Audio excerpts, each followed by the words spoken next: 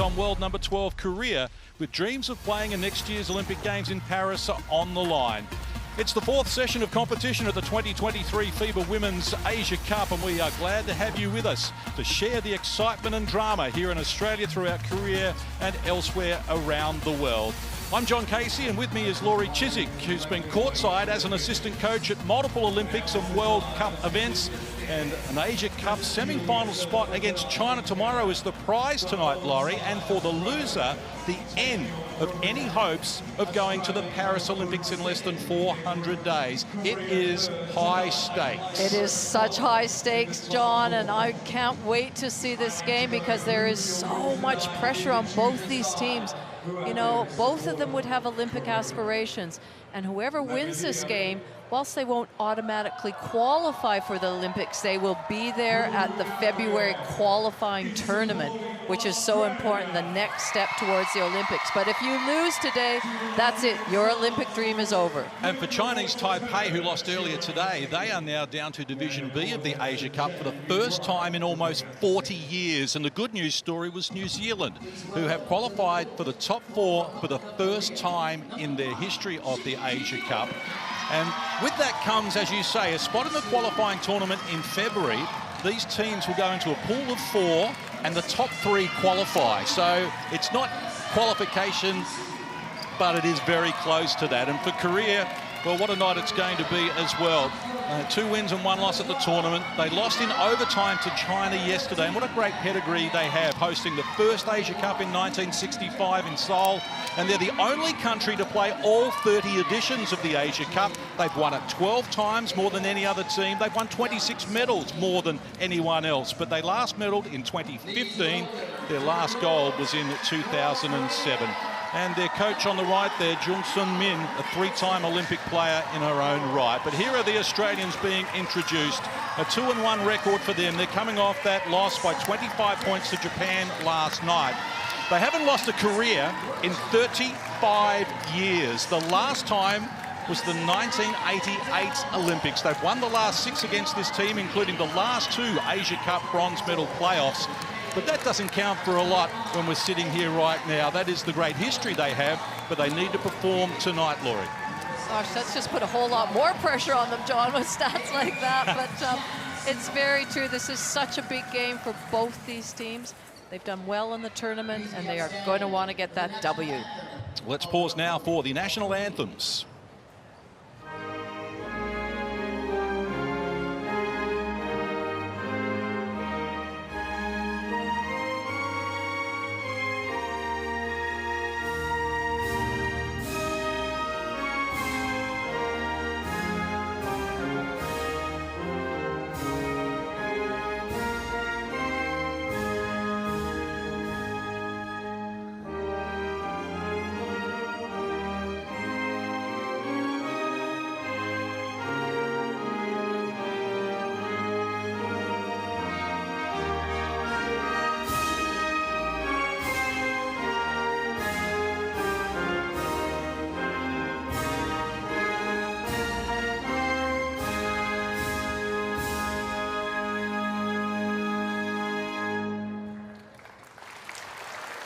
And please remain upstanding for the national anthem of Australia.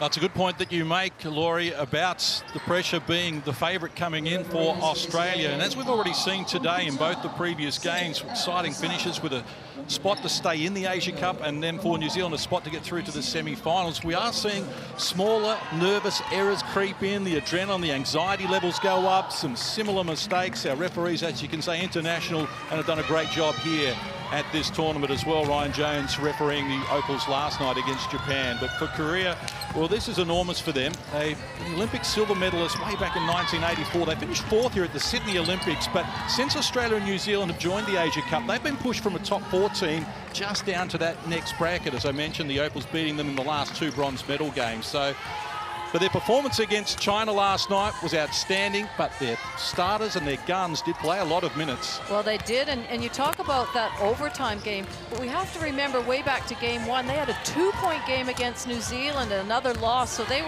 suffered that, but yes, their starter lineup, they played big minutes.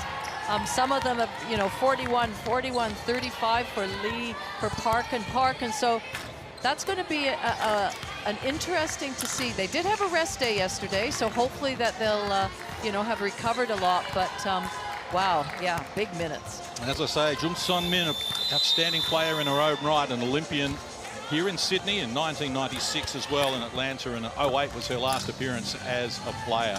This is a big opportunity for them, and for the Australian Opals, well, what a night it's going to be for them. As I mentioned, they haven't lost to Korea in 35 years, but that goes out the window. And interestingly, they're going to make a starting 5 change here, and I know that you're not surprised by it.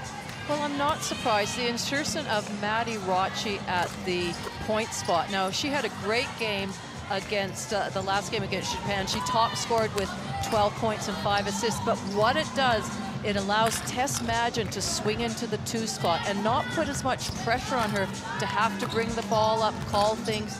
She's much more comfortable in that 2 spot, so that'll open that up for her. But otherwise, Lauren Scherf, Darcy Garvin, they've got to make sure they go to work inside or stretch the defense outside on pick and pop. But they need to play and make sure that they're doing the right things. And the other element to that for Australia is that Nicholson goes to the bench, so when she comes onto the floor, they get an instant lift in defensive pressure, and that was something that coach Shannon Seabohm suggested was also part of the equation as well. You have to feel for Shannon. This is as high stakes as you can get here in Australia, and he's a rookie. Early, right? Intensity on the ball, get after it, lots of talk. We know they're going to move a lot, they're going to set a lot of off-ball screens, so must communicate all that stuff, right? First play, remember, we'll go, Scherfer, you step out with 7, right? Maddie, you're coming to get it back. Das, as that's happening, right, get deeper in the paint so you can get a good angle on this back screen, right? And get her right in the back, right? Hand it back. Maddie, you dribble off. Scherfer, you're going behind it, right? If we force the switch, remember, throw it back, look at the high-low. If it's not on immediately, clear. Go into the 2-man game, and now Maddie, you're coming back, and then Scherfer, you've got that duck in, right, with the mismatch. Okay, cool with that? If there's no mismatch, right, then Maddie's got it here, right? Scherfer, if you can't seal her, whatever, you're sprinting into that step up, and we're playing so it's hard to go under, right? Downhill against 7, right? Hey, lock in, let's go. Who wants to go? Opals on 3, 1, 2, 3. Well, when I spoke to Shannon pre-game, he did seem very relaxed, and that seemed very straightforward as well. He looks like he's in control of his emotions, and it certainly is an emotional time for all these players when you consider that if the worst was to happen for Australia, it would mean no Olympics in Paris next year for the first time since Barcelona in 1992. It's a remarkable set of circumstances, and I'm sure there are Australian players, including current ones, who are watching this contest all around the world, and with their fingers crossed. Star of the show, Jisoo Park, or Park Jisoo, I should say. We saw her, Laurie, you and I were there in Istanbul in 2014 at the World Cup when she debuted as a teenager, as a 15-year-old. She's a remarkable story and a key to this game as well. Absolute key, John. Well, from Sydney, Australia, the host nation takes on Korea for a spot in tomorrow's semi-finals of the FIBA Asia Cup against China. And the Opals have controlled the tip and have first look here, and Garvin gets them underway. That's what they need, a nice outside look from Garvin while Scherf was posting up inside. That 1-2 punch for the both of them. Quick whistle applied here as well. Foul's going to be called on Alice Koenig, but this is a good start for Darcy Garvin. Last night, just 1 of 4 from deep. So to get that early 3 away, and the Australians have been good from 3-point territory in this competition at 39%, their second best. There's a chance for Korea though. Down low, Kim Pun-bi has to retreat. They get it outside for Lee Kang-eun, and she comes up with the answering triple. Really nice extra pass by Park Ji-hung, finding her wide open teammate. Rochi picks up the dribble, uses Garvin. Shot clock rolls to single digits here as Madgen shares it with Rochi. Down low, Scherf posting up against Park Ji-soo. Wants to take her on, forces a path down low but can't convert. And off and running with a rebound, Park Ji-han. Quick outlet pass was a good one. Korea in front for the first time. That is fast transition. Great outlet, kick ahead pass and finish. It's something. Defensive transition for the Opals is going to be key. Garvin getting some treatment from Park Ji-hoon. Now Rochi. Shot clock to 9 as Madgen tries her luck. Front and back of the rim, but it wouldn't tumble. Park Ji-soo grabs the rebound.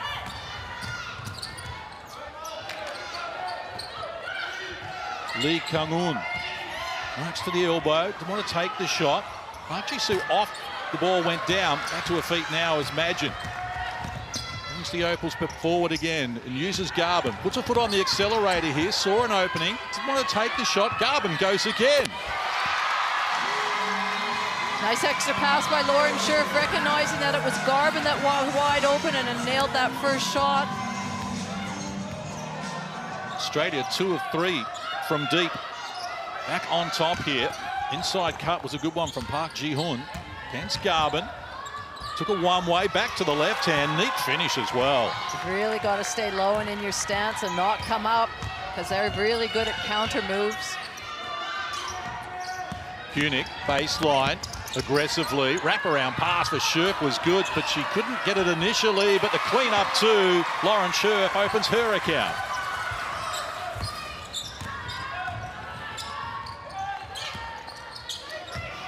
Here's Kang Lee-se, a dangerous scorer. Can't convert with that. And Scherf to Madgen, who's running. Garvin up the floor quickly, and plenty of contact as well. That's intelligent there from Madgen. She knew that Lee Kang-eun did not have position, invited the contact. We'll get another look at the other end of Lee Kang-eun getting the job done. 5 in the game for her out of the 7 that Korea have come up with. Scherf puts it on the deck, lost the handle, has to retrieve it. Now Madgen. Shot clock to single digits again as Madgen explores to the baseline. Feeds Koenig. Good look at the 3. Great start for Australia from the perimeter, from the 3-point line. So far this tournament, in the last 3 games, they've been averaging 39%, and they're looking strong right now. 3 or 4 already in the game. They've opened up a 4-point edge, challenging Korea here at the moment, who've got single numbers on the shot clock. Penetration from Park Ji-hoon was good. Finish wouldn't work though. Offensive rebound was good to keep it alive, and now a foul is going to be called on Australia. Maddie Rochi will come up with her first personal. I have to say, it is physical and fast out there right now. 3.5 minutes played, opening quarter action. Just enjoying our coverage, wherever you may be watching in Australia, Korea, or around the world. The Asia Cup. Park Ji-soo is off the mark. Ball knocked down out of court. Referee said it was last touched by Kim Pun-bi. And Korean referee looks as though she's going to appeal this. No, she's now changed her mind. No, she is. Now, this is interesting because coaches get 1 challenge per game. And even if you're right, you don't get to use it again. So to use it on an out-of-bounds play inside the first 4 minutes is curious. I know here in Australia, in our National League, coaches, if they're successful, get to keep that challenge. But the FIBA rules are you get 1 challenge regardless of whether you get it right or not. And this does seem interesting. Okay, we are checking out-of-bounds situation. Physical challenge. Confirmed.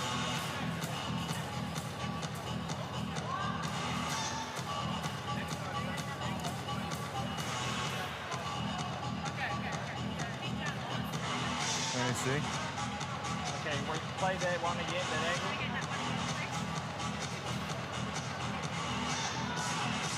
Hello. Last finger from blue. Angle. I think blue misses. Yeah. So off. It's yellow. Gold. Yeah, yellow. So Last touch. last touch is yellow. It's blue. Blue. For me. Yep. Okay. You confirm with me? Yeah. Okay. So last touch is blue. It's yellow ball. Yep. Okay. Confirm. Well, there you go. So Korea are going to get the ball here. It was last touched by Australia, according to the review.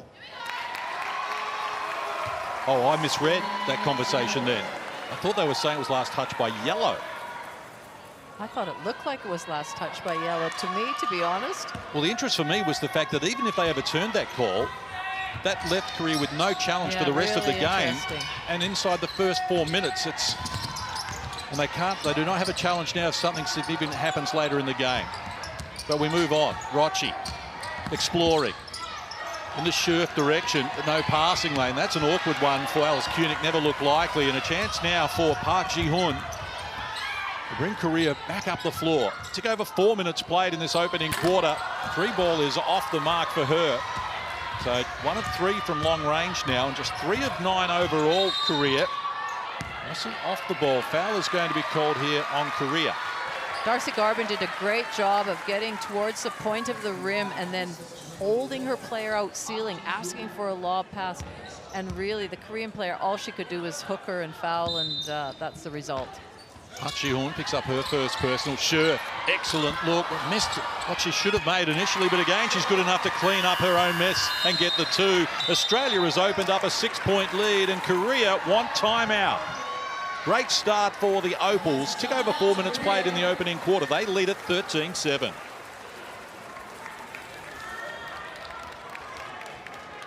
Six to 2 is the run in the last couple of minutes here. 집중하라고. 그리고 지금 같은 경우 스크린이 제대로 돼서 찬스가 아니잖아. 저거 한 타임 보고 던져도 돼. 주고 다시 받아서 2대1 하든지. 지금 정확하게 2대2가 안 된 상태에서 던진단 말이야. 그러니까는 공격 형태가 다 아웃사이드에 있는데 리바운드 뺏기니까 역습을 먹지. 집중하라고. 괜찮다고 진짜. 내가 얘기하잖아. 지금 수비는 어느 정도 되는데 공격에서 너희들이 지금 어느 타임에 공격해야 되는지를 지금 집중을 못해. 그냥 막 한단 말이야. 이러면 분위기 완전 넘겨주고 시작해야 돼. 좀 더 냉정하게 해, 냉정하게.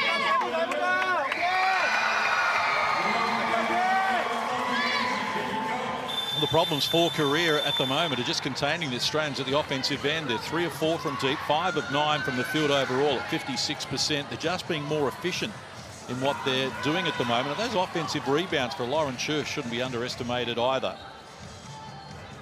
Rebound count overall at the moment is 6 to 4 in favour of Australia.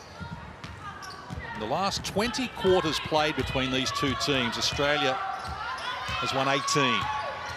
Been able to dominate Korea with their size and have started well here as Park Ji-soo works down to the baseline, got some treatment from Scherf, nothing on offer, forced into a tough shot. Unsurprisingly, can't convert. Now Rochi wants to run. Garvin well positioned with a low seal initially. Scherf top of the key. Tell you what, their bigs are really, they're so influential when they can stop and prop at the three-point line, both Garvin and Scherf. 4 of 5 from long range. The Australians lead by 9. Korea with early problems. Well done, Maddie Rochi. Hand in the passing lane there. Garvin tried to give it back to her though. And Korea had it, then lost it. Now it's trickled out of court. And the Opals will get possession right in front of our commentary position. Lauren Scherf knocking down the 3 is a good sign for Australia. Did it well in the opening game against the Philippines. Well, she had 17 points in the game, high 9 rebounds. And here they are again establishing a good seal down the low post, this time from Kunik, and it's something they were unable to do against Japan last night. Well, the fact that they're able to make position, the defense has to pay attention and has to concentrate on that inside, and either they're open like we just saw with Kunik, or it means your outside perimeter shooters are open. Nice roll inside, but excellent hands from Garvin to knock down the ball out of Park Ji-soo's hands. It's left 5 on the shot clock here for Korea, who at the moment just being out-energized by the Opals, who are all business. Lee Kang-un restarts. This is Park Ji-han on the deck against Garvin. The runner wouldn't work for her. Their shooting woes continue. Now 3 of 11 from the field. And Australia in a busy fashion back up the court. Madgen wanted Sher. Pass picked off. Active hands there from Park Ji-soo. And now Park Ji-hun. Well, she misses the layup. She did all the hard work. Ran, got ahead. It was a great pass from her teammate, and then just couldn't finish that layup. Hunick to Garvin. Now Sher from close range. Did well, adds another 2. Australia has scored 9 unanswered points here and have opened up a 13-point lead. Well, they're playing really smart basketball right now. They're getting themselves in positions of mismatches. Chance now for Kim Ton-bi. She can't get it done. And a whistle off the ball here, and it's going to be called on Korea. We already have 2 team fouls. This time it's going to be called on Kim Ton-bi.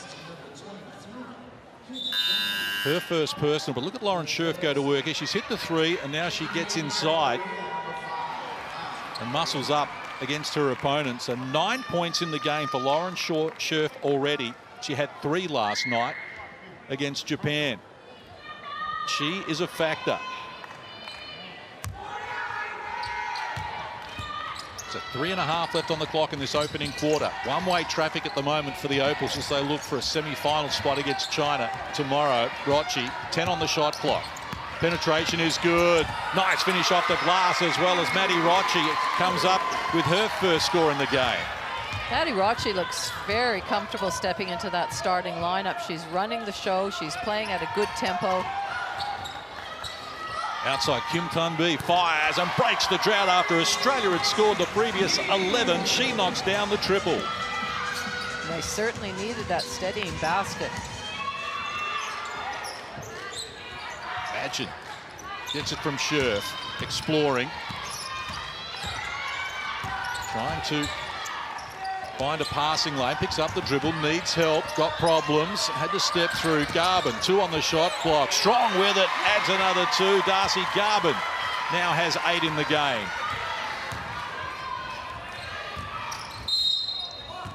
And whistle off the ball here. Maddie Rochi in the vicinity, already has 1 personal foul, and now she's picked up a 2nd as An Hee-jae went down. She's been busy, Maddie Rochi, and this is what she can bring to the table.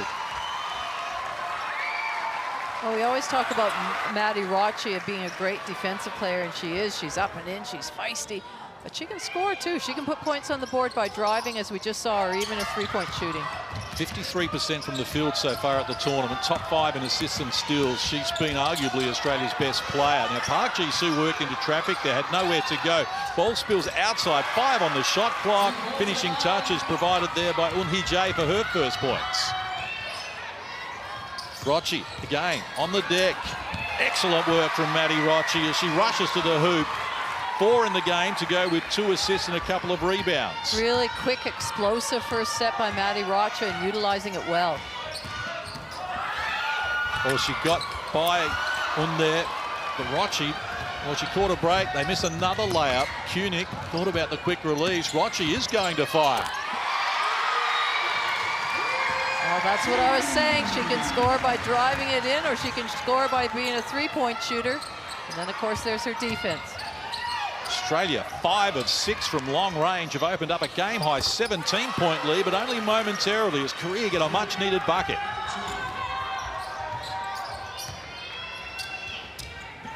This has been a terrific start from Australia. 15th game of the tournament, falling into the game. Well, that's a pass for Garvin, actually hit the backboard and saved it from going out of court. Now reaching in, Keely Froling is going to pick up the foul. It's the 4th team foul on Australia in this quarter as we get another look at Maddie Rochi. 7 points on 3 of 3 shooting, including a triple. To go with those other numbers that I mentioned, she is got stats across the board almost here. And she gets a rest now. Shyla Hill checks in. Nicholson and Maley come on as well. So Koenig, the only starter on the floor for Australia. A little over a minute to play in this opening quarter.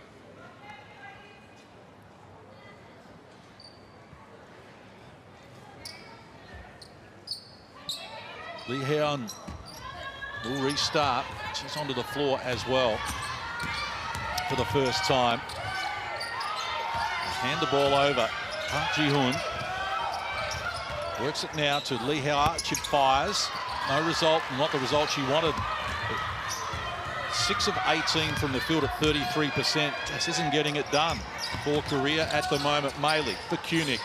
Top of the key, heel. Being good, coming off a great game against Japan. Takes them on right into a roadblock. That's terrific D from Young In-yong. So aggressive, 8 on the shot clock. Aggressive drive by Shyla Hill, but really good split line help coming over to reject that shot. Hill eventually gets it to Frolic. Shot clock to 5. Reaching in. Foul's going to be called on Korea. It's their 4th team foul.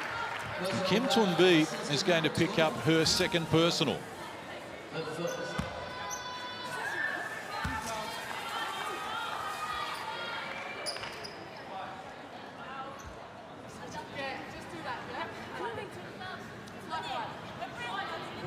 So Keely Froling to the free throw line. 16 of 18 at 89% in this tournament. Getting there more than any other player for the Opals. Well, when you look at averages over the course of the 3 games, she leads the scoring right now with 10.7 points, 6.7 rebounds.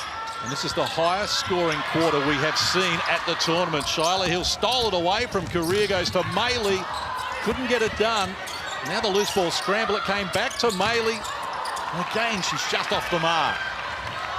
So they can slow it down for the last play if they desire here. Korea. Kim Toon-bi against Koenig, confronted by Nicholson. Pass back door was neat, and a finish with a reverse from Park Ji-hoon was good as well. They get the last bucket, but Australia has come up with the highest scoring quarter of the tournament. And at quarter time, it's Australia 31, Korea 16, and some concern here for Lee Hae-eun, just clutching at her right ankle. She didn't even make it down the floor on that last offensive possession. She just went straight to the floor, and looks like she's in a lot of pain. Up 31 to 16. It's time now to share a bit of love in the crowd. I've got Carla, got a couple of the coaches tips too. It's Hunter and Max Garland. Well, she's going to be assisted from the court. And that is a worrying sign. Let's hope that Lee Hae-eun is going to be okay. She averages 5 points, 5 rebounds. She's an integral part of this team that we've already discussed. Played lots of minutes last night and don't have the depth to match it with Australia. What do you make of these numbers early here? Well, Australia shooting the ball, you know, 3-point shot, 83% compared to what they have in the past. I mean, they're 39%, so they need to keep shooting that ball. But I like it because they have that outside shooting, but that's been complemented by some looks inside, posts up, some seals in there that have opened it up on the outside.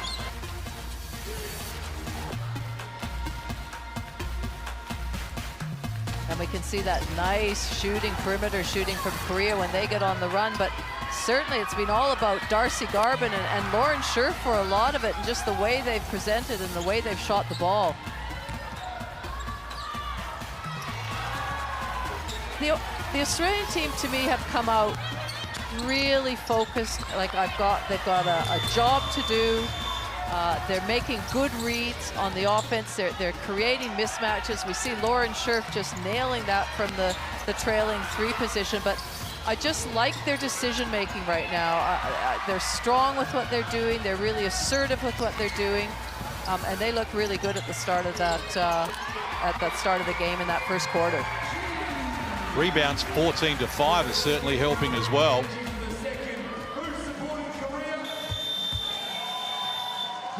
So that's been a terrific start from the Australians, just what their coach Shannon Seabohm would have been looking for. 54% from the field compared with 37% from Korea. Couldn't get to the free throw line. And so That is a big win. But we know Korea are the type of team that can turn it on quickly and come up with some big points fast. So, with a possession arrow to get us underway here in the second, Korea, with a handful of problems as well. Good drive, strong work from Kim Tun-bi. Couldn't finish it, but is off to the free throw line as she draws a foul. It's going to be called on Alice Koenig. That's going to be her second personal. And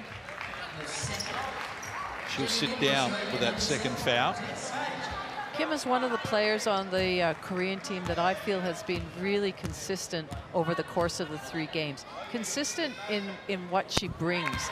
She brings energy. I think she's got a very high IQ. She's got a nice shot and a really good work ethic.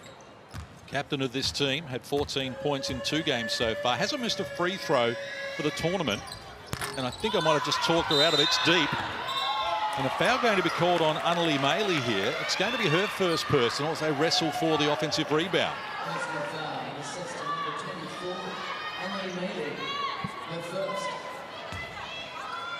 So 2 quick fouls on Australia in this term. Shannon Seabohm and Cheryl Chambers, an assistant there. Didn't have to think their way through this one. Catch and shoot. Park Ji-soo gets it done. Knocks down the shot to come up with her first points in the game.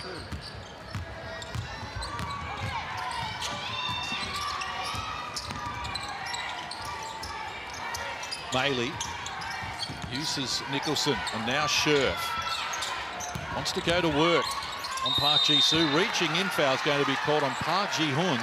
It's going to be her second personal. Now, Korea do foul more than any other team at this tournament.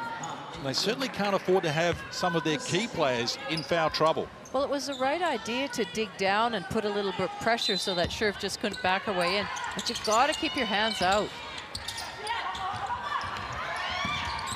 Madgen surveys her options. Shot clock at 9. On the deck was the best one she could find, and to Scherf from close range. Well, it rattled around the rim, but it fell for Lauren Scherf, who's now into double figures. She has 11. Korea. Kim Tun-bi, skip pass. It was a tough one. Well done, Un Hee-jae to reel it in, and Park Ji-soo fires, can't connect. And good body work from Madgen there to allow Nicholson to grab the rebound. Wants to go on with a dribble. Back to Scherf. In turn, Madgen. They get a good look. Just can't convert.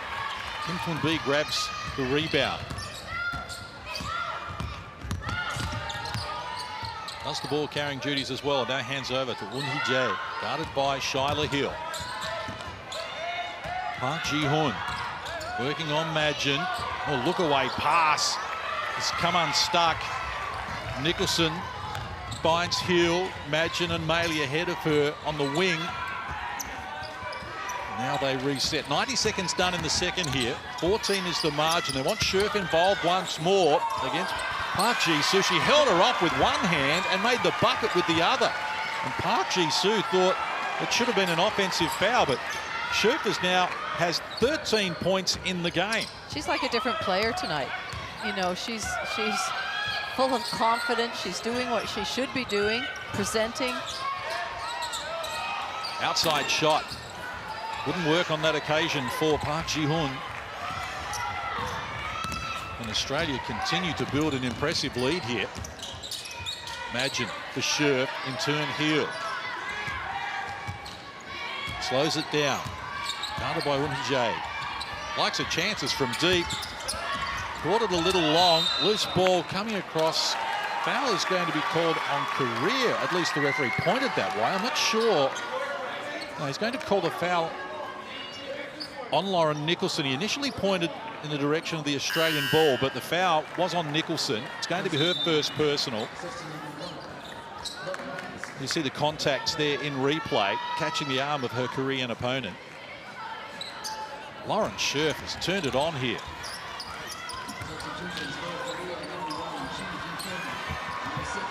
She's been able to knock down a 3. She's 5 of 8 inside the 3-point line. 6 of 9 overall for 13 points. The tournament high was 17 in the opening game. Well done, Shyla Hill, giving Shin Ji-hoon plenty to think about, and she's one possession back for the Opals. That is great defense. That is not standoff, stand-back defense. That is defense that is dictating to the offense what they can and can't do. Shyla Hill starting it off by getting that deflection and that turnover for them. She was aggressive last night with 8 points. Been good so far as Madgen explores. They left her open into the key. Maley cutting baseline, nothing on offer. Scherf, skip pass, batted down, active hands. Well done by Kim Toon-bi, and she's got support and gets it back from Shin Ji-hoon and comes up with the 2.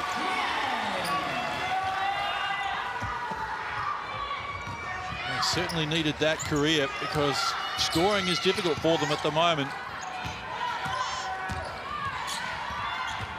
Scherf gets it from Maley. Inside Nicholson, one-on-one coverage, draws a foul, gets a user-friendly roll, chance at a 3-point play. Smart play by Nicholson, recognizing that she had a mismatch on her there, and just a lot of poise to spin around and get that basket. See the hands here from Young In-yong, and getting it back as well. Well, the speed that they went up the court on that fast break. First points in the game for her. Nicholson makes the extra, so margin out to 17 once more. Park Ji-hoon goes on with the dribble, now wants help, provided by Shin Ji-hoon. Her pass is picked off. Maley read it well. Rochi to her right, Madgen to her left. It's the captain who gets it. Had this on their terms right from the get-go. They scored inside 20 seconds, and Madgen goes on with the dribble here, and that's a good finish from Tess Madgen as well as she opens her scoring account. Game high, 19-point lead for Australia. Been 9-5 since quarter time. Ji-soo talked out of the points there because she was under pressure taking the shot. Now Maley off and running. Gets it back from Rochi and adds another 2. Timeout by Korea. Australia have charged to a 21-point lead here. 5:51 to play in the first half. It's Australia 42, Korea 21. What an impressive, just little easy basketball. Give and go straight to the basket. That's teamwork. Korea really need to stop and talk about this now. 실수도 땡땡이. 경기를 지고 이기고 중요한 게 아니라니까.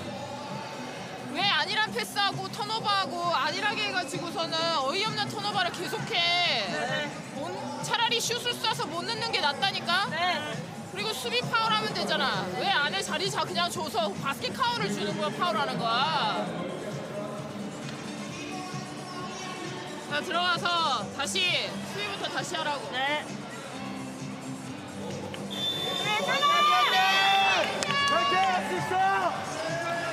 Jung Sun-min, the explanation there, and the Australian fans are dancing in the stands here because getting out to this big lead by 21 points so early in the game just takes the pressure off of the scenario that if they were to lose, they miss out on the Paris Olympics next year. And just for those who aren't sure how this system works here, the top 4 teams here, and this will include Australia if they win, the winner of this game, the winner of the previous game, which was New Zealand, along with China and Japan, progress, not to Paris, to a tournament where you have to finish in the top 3 of 4.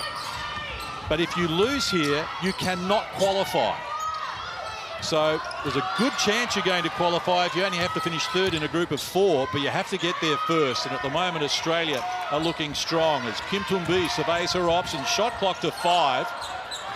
So that was an excellent pass inside. I'm not sure she could even see her teammate. It was almost like it was telepathic as she got Lee King-un the ball.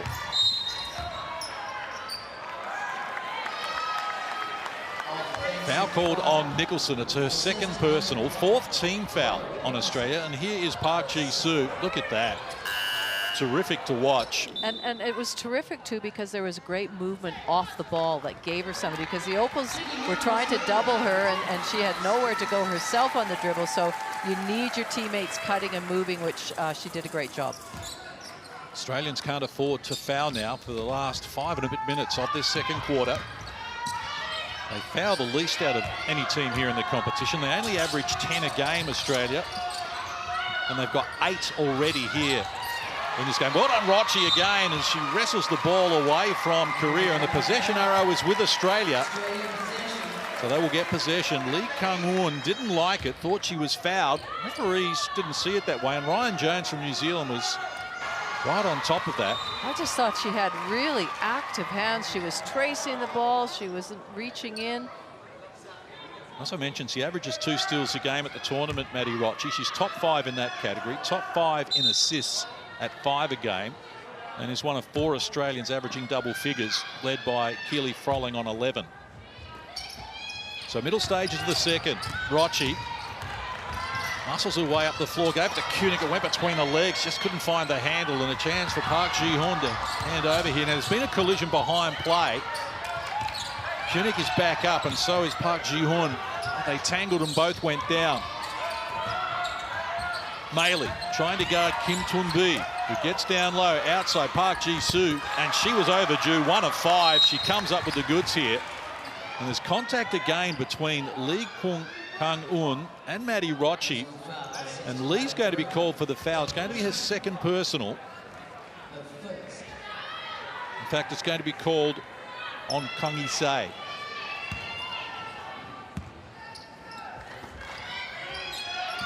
So third team foul on Korea in this quarter. Australia has 4. Rochi for Koenig. Nicholson back to where it started. And she's right in her face, Lee Kang-woon against Rochi. Shot clock works to 5. Nicholson, step back, nice. There's more urgency in the movement of the Australian team. They're not slow to move the ball and move players. They are playing at pace. Park Ji-soo defers. Lee Kang-woon fires. Couldn't get it to go. Long-range attempts for Korea just continue to be a problem. Inside the last 4 minutes of this first half, they're 2 of 5 from long range. Koenig lost the handle there. Park Ji-hoon might like a chances against Rochi. Draws contact. Finish will be waved away. Rochi's going to pick up the foul. It's going to be her second. And Australia over the limit now in terms of fouls, so we'll have free throws.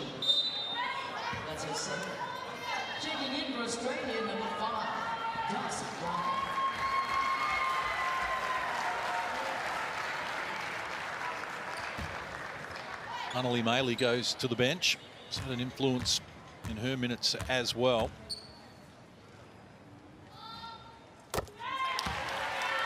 This has been a good display from Park Ji-hoon. 6 of 6 from the free throw line coming into this game.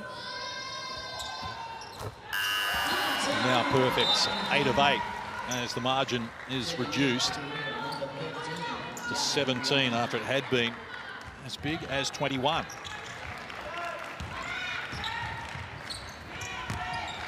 Garben able to bring the ball up uncontested. Now picks up the dribble when she perhaps didn't need to and wants help. Rochi provides it. And well, eventually the referee was going to lose patience with Lee Kang-woon because she'd been slapping away at Maddie Rochi as if she's frustrated. So 4th team foul now on Korea in this quarter. And Lee picks up her second.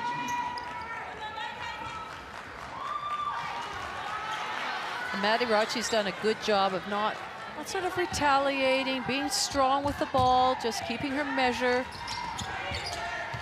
Rochi, Garben, wide open for the triple. Now that is a nice, well-executed play. A little flare screen. Garben wide open, and she's feeling it. Having a good night, Darcy Garben. Down low, Park Ji-soo draws a foul. It's on Lauren Scherf, so more free throws to come here for Korea. Scherf picks up her first personal. Darcy Garben with 8 points on 3 of 3 shooting, including 2 of 2 from deep.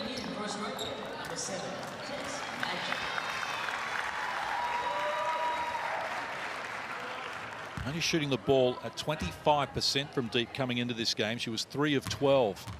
So to find her rhythm and range has really helped the Opals.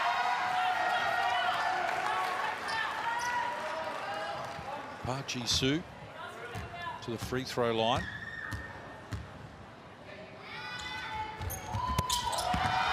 Ultimate professional. The margin is 18. A little over 3 minutes out from half-time. And they give Rochi some latitude. Garban about to be stripped of it. Good recognition there from Park Ji-hoon, who could see the pass coming and knocked it down and then recovered it. Hee-jae guarded by Garban in a mismatch. Skip pass across to Park Ji-hoon. Now Park Ji-soo starting to warm to the occasion, but is short on the front of the rim there. Matty Rochi off, but she's got two defenders and waits for her teammates to arrive. Garban for Madgen. Good seal baseline. Feed Scherf turns down a good look to get Koenig involved. Couldn't get the three to work. Well done Madgen to keep it alive and present another opportunity for the Opals. Shot clock to 7. In a mismatch with Park Ji-soo, and she wants to take her on, and she's rejected. Bit off more than she could chew. Loose ball scramble. Korea have it. Woon Hee-jae works it now to Great Young. hands by Matty Rochi. And Rochi's everywhere at the moment, and even getting the loose ball. Now Koenig's got Scherf in support here, and they get it done. No, Scherf misses the layup. Well, Korea catch a break there, but they're still down 18 inside 2 minutes to play in the first half. Woon Hee-jae, 8 on the shot clock. Oh, sneaking back door, uncontested. Kang Hee-se comes up with the finishing touches. That's her first score, and they need her to get involved. She's averaging 14 a game to be top 10 in the tournament. Timeout call. What a great block there we see by Park, and she makes it look so easy, but getting a block is all about timing, and then that back pick and a backdoor cut and a nice find and finish. That's what they needed carrying into this last little bit of this half. Yeah, right. She's got to capitalise on the opportunities, right? We're doing good. She's got to capitalise on that stuff. Now, right, remember, defense is 13, setting the flare, step off. So if we follow 3, they're not getting a layup. And again, ball pressure. So they're not just doing this, right? Ono here, go males, go Scherfy, Darcy, Shy, Tess, right? Now, whichever one has a small player, throw it to the big opposite, right? You know what I mean? So Meili has a small player, throw it, right? Flare screen for Shy, Tess get out. Now go and duck them in. Look at the high-low, the mismatch. If it's not on, reverse it. Now go and pick Scherfy in and then down screen and play off that. Go, stay with it, girls, stay with it. Shannon Seabohm has it under control, and there's some famous faces on the right, of course. Well, dare I need to mention her name, and next to her is Paul Smith, the owner of the Sydney Kings here in Australia in the Men's National Basketball League. But Lauren Jackson in the house is always a good sign for Australia. We spoke with her yesterday, Laurie, and given the gravitas around the result of this game, she was nervous. Well, she was. I mean, she's been to many Olympics and knows what's at stake, and so she'll be watching nervously, but feel not so bad the way these Australian teams playing, and we can see a nice little reverse layup from Shyla Hill. She's played some really valuable minutes every time she's come on the court off the bench. She certainly has. Done better than last night against Japan, but quickly up the floor, Park Ji-hoon is going to work here and doing a great job of it as well. She leads scoring for her team with 8 points. A little over a minute out from half-time. And a foul going to be called here on Korea, and that will send Lauren Scherf to the free throw line. You mentioned Shyla Hill's been doing some great work. 8 points last night, 9 and 3 assists against Chinese Taipei. This is Park Ji-hoon, as I say, is doing a great job keeping her camp in the mix.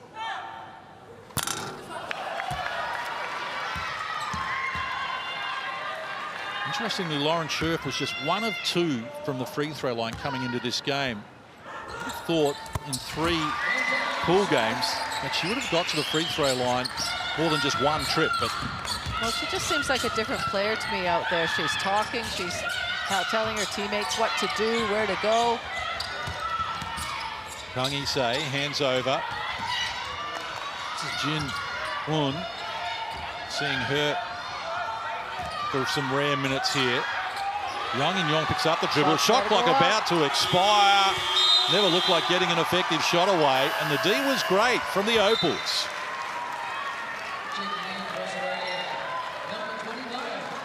And I say that started with Lauren Scherf in the middle there. She can see everything that's happening, and that was the clear message from Coach Seabaum before the game even started. Communicate, we must communicate. Very impressive how she was communicating then. Heel exploring. Froling with a good screen. Madgen. Froling wants it down low. Madgen decides to go solo, and the captain comes up with the goods. Tess Madgen is so good at that. She not necessarily explosive, but she's just cagey. Archie Horn under pressure. It's got problems. Needs a passing lane, and there's not one there. Australia forces the jump, and they high-five in celebration. Possession arrow is with Korea. So we get another look at Tess Madgen muscling her way in close. Averaging 7 points and top 10 in the competition in assists as well at 4 a game. Shot clock, second inside the game clock as we look at the halftime not far away. Un stripped of it. Well done, Froling. And she can go coast to coast here. Wants support. Maylee joins in, wants to go back to Froling, whose finishing touches just wouldn't work on the halftime buzzer. But the major break arrives here, and the Australian Opals are enjoying a 19-point advantage. At halftime in Sydney, it's Australia 52, Korea 33.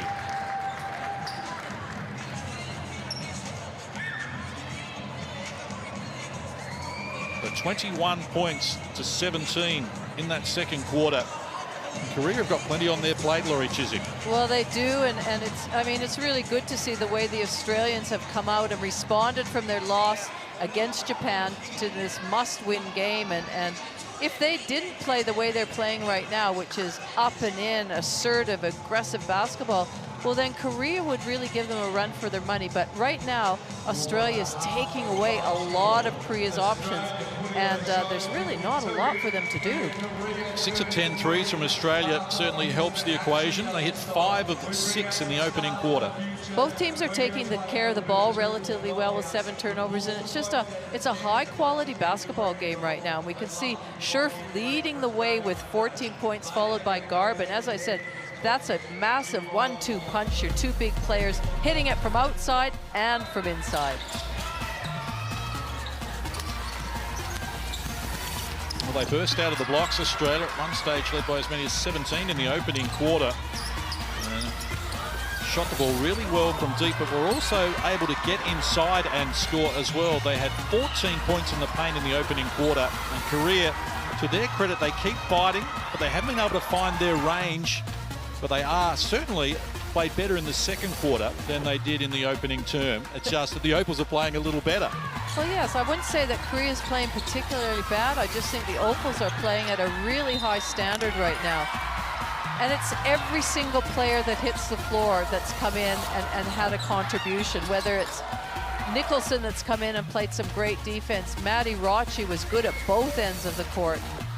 And so Korea will need to go and say, now, how are we going to make, what adjustments are we going to make in the second half to sort of stem the flow? 52 points in a half is a lot of basketball. Yes, and a healthy buffer as well for the Opals. It's a spot in the semi-finals tomorrow against China on the line here. And the loser, unfortunately, fails to qualify for the Paris Olympics. A win won't guarantee a spot at the Paris Olympics, but it guarantees that you progress to a qualifying tournament in February. So halftime arrives here. Australia 52, leading Korea 33. Trust you're enjoying our coverage from Sydney right around the world, and we'll have more for you from the State Sports Centre right after this.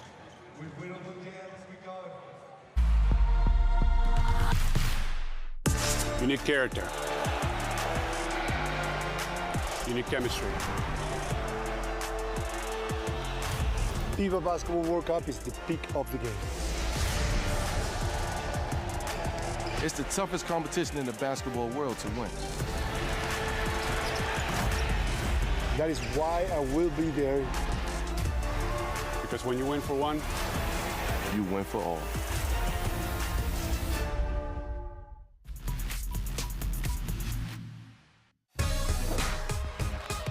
Help Pun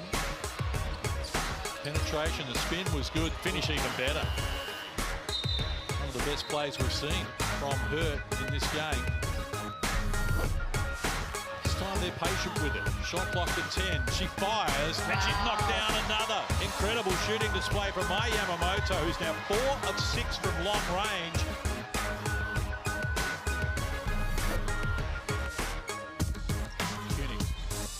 Exploring. Nicholson pass down low. Garvin working back door, adds another 2.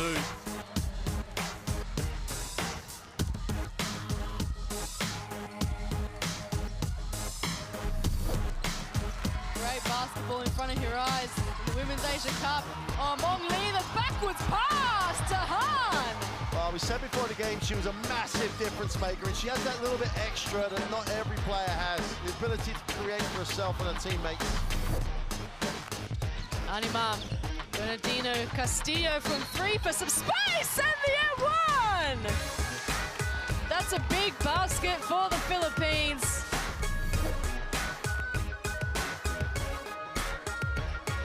Oh. And then Tamilo again sends it back to New Zealand with that swat. She's feeling it. Victoria Tamilo says no.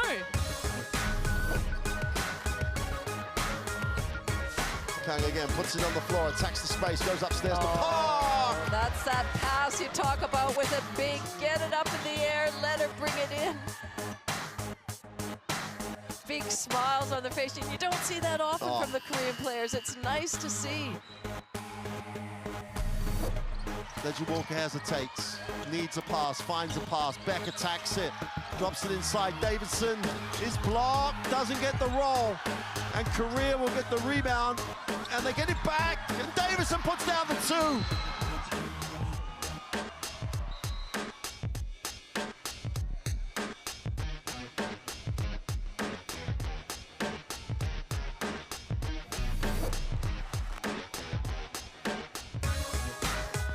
Seconds left now, or just under 10 seconds now for Lebanon. Harkle just puts up a prayer. Oh my goodness! Rebecca Harkle points to her head. It's all about mindset here for Lebanon. They are right in this game.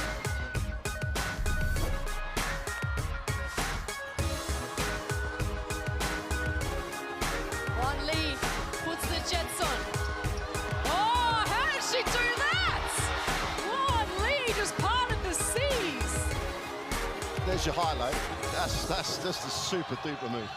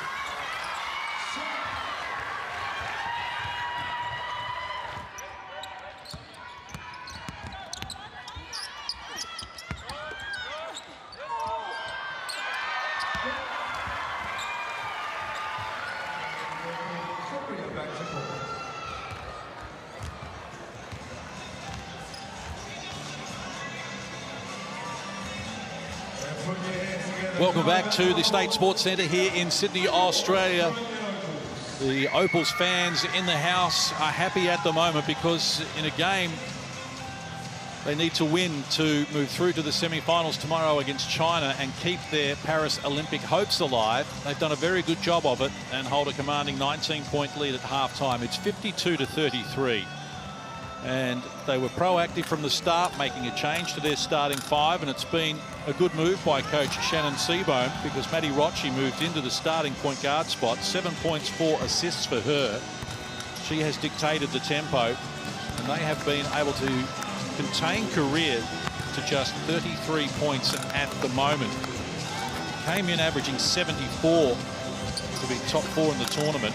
So they've been quiet, and Lauren Scherf almost a double-double at half-time with 14 points and 8 rebounds. We haven't had a double-double by the Australians so far at the tournament, but that might change here tonight, Laurie Chiswick. I think if she continues in the same vein that she did that first half, she certainly will. She is demanding the ball. She's being a real presence out there, and even if she's not getting it all the time inside, it's opening it up for her teammates on the outside, as I said. Or conversely, same thing with Darcy Garvin. She's posting up inside, and it opens it up for her partner in crime, Scherf, to get something. So it's a really good effort. You mentioned they're aggressive out there. They're being proactive. They're dictating the terms to the Korean team right now. Saw the numbers there for Lauren Scherf. She had 17 points, a game-high 9 rebounds and 5 assists when Australia defeated the Philippines by 71 points here on Monday. Japan were able to quell her last night when she finished with 3 and 4 rebounds. And again, credit to Japan the way they played last night. They took Australia out of their stuff and were able to shut them down. So a good recovery by Australia, and now the challenge is for the Korean team. And they're going to have to get more out of Park Ji-soo because she's got 6 points at the moment. She comes in here with a tournament average of 16, which is top 4. She averages 8 rebounds and 3 steals as well. So the star player has to pick up. And her 6 points haven't been dominating inside. They've been the mid-range jumpers or the long twos is where she's, made her shots. And I think the Australian team would live with that knowing that she's, they're keeping her off the block, forcing her to take some shots that perhaps aren't as, although she's pretty proficient at that range, but still, they're doing a good job of keeping her outside of the paint. And when I mention that, right now, out of the 52 points, Australia have 30 points in the paint. So it is a focus to get it inside, but they're not overdoing it. They're not overlooking inside. It's a really good balance. Park Ji-soo had 18 points, 10 boards, 4 blocks in the opening game against New Zealand, and then played 41 minutes on Wednesday night when she had 22 points, 8 boards and a couple of blocks as well. But today it's been Park Ji-hoon who's been doing her good work. She has 8 here at half-time. She's one of 7 players here for Korea who played at the 2021 Olympics in Tokyo, and they need to keep her on guard because 11 points, 4 rebounds. She averages 5 assists, which is top 5 of the tournament as well. So she can certainly make things happen, and the Australians will need to make sure that she doesn't do that in the second half.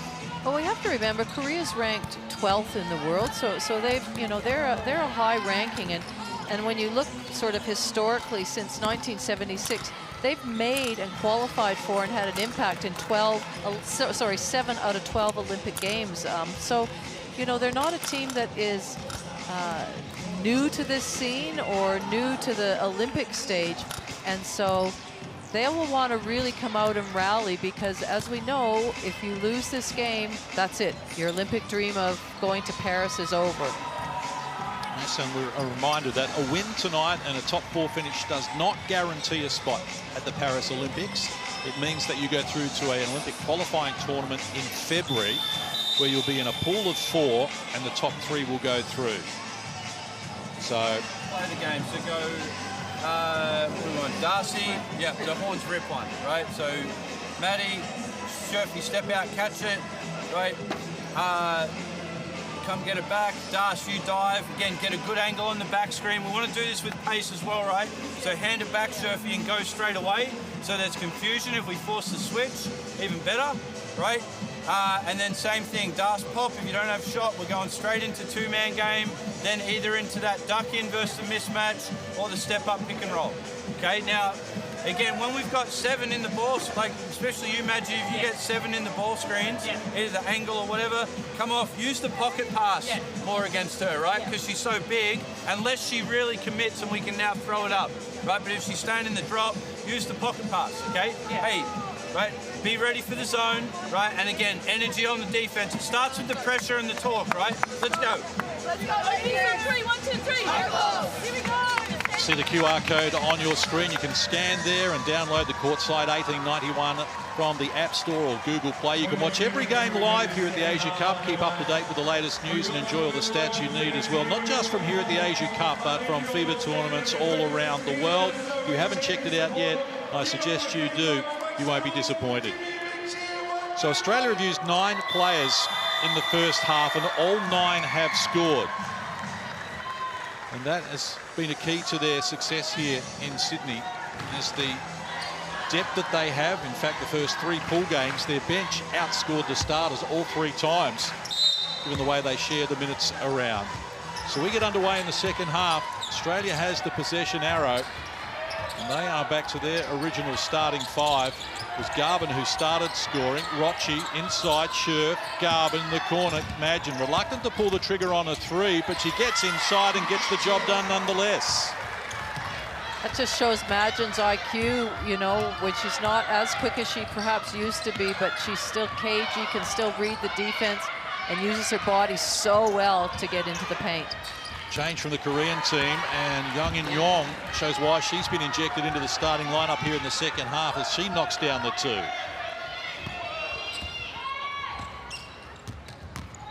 Also decided to start Jin Un in the second half here. Well, there's contact off the ball here, and an offensive foul is going to be called on Lauren Scherf. It's her second personal as Jin Un goes down.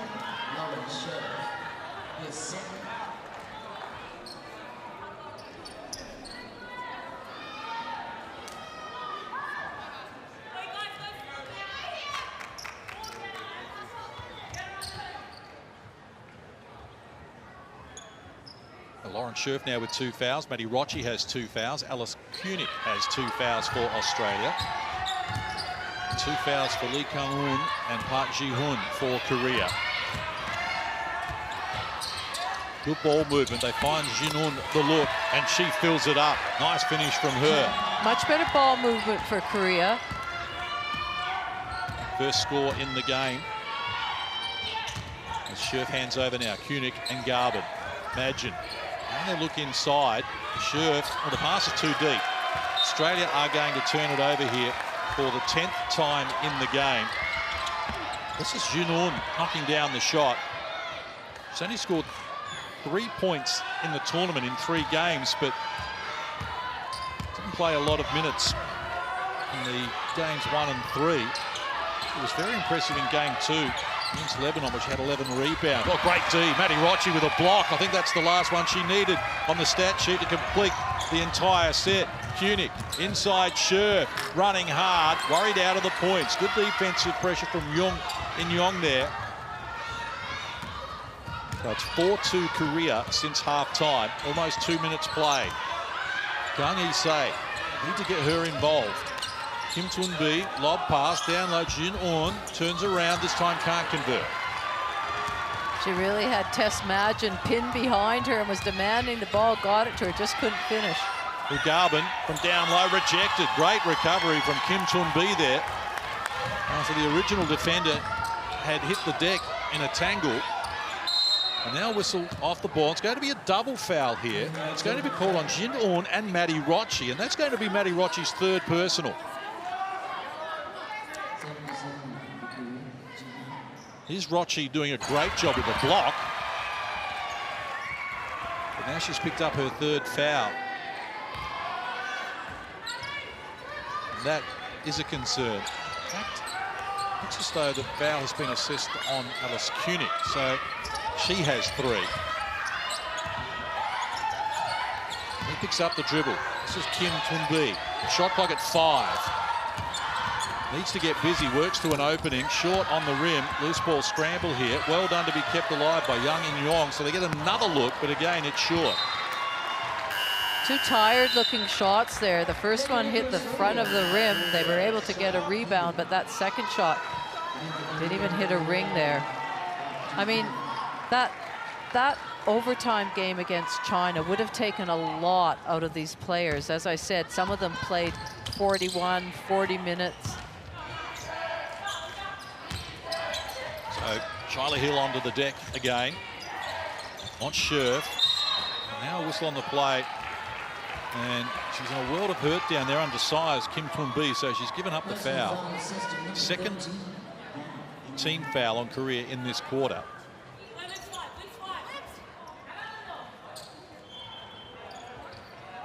And there is a conversation the Australian bench and the scorers bench at the moment after that double foul, because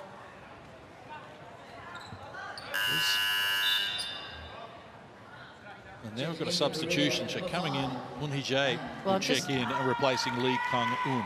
I'm just wondering if the coaching staff realize it's been put on Alice Kunik, because she's left out there with 3 fouls now. Maddie Rocci came off and Shyla Hill replaced her.